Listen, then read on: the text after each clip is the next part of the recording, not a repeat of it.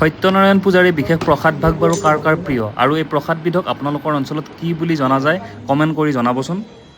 শান্তি, সমৃদ্ধি আৰু মনোকামনা পূৰণৰ বাবে কৰা এই পূজা হৈছে ভগৱান বিষ্ণুৰ সত্যনাৰায়ণ ৰূপলৈ আগবঢ়োৱা এক পবিত্ৰ হিন্দু ধৰ্মীয় পূজা। সত্যনাৰায়ণ ৰূপটো হৈছে ভগৱান বিষ্ণুৰ দয়াময় অৱতাৰ, যিয়ে চৰম আৰু চিৰন্তন সত্যক প্ৰতিনিধিত্ব কৰে। এই পূজাৰ মূল অংশ হৈছে সত্যনাৰায়ণ কথা পাঠ কৰি ভক্তসকলক শুনোৱা। সত্যনাৰায়ণ পাঠৰ 5টা অধ্যায় থাকে, য'ত পূজাৰ উৎপত্তি, অলৌকিক ঘটনা আৰু ভক্তসকলে লাভ কৰা আশীৰ্বাদৰ কথা বৰ্ণনা থাকে। আৰু আজিৰ পূজাভাগ আমাৰ ঘৰতে আয়োজন কৰা হৈছে।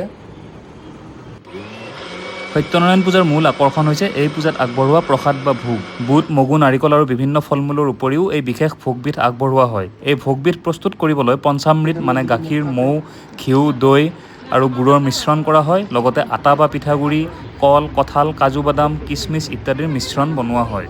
পূজা শেষ হোৱাত এতিয়া পুৰোহিতগৰাকীয়ে আমাক নিৰ্মালি আগবঢ়াইছে আৰু তাকে গ্ৰহণ কৰিবলৈ আমি ধুনীয়াকৈ পৰিপাটিকৈ বহিছোঁ।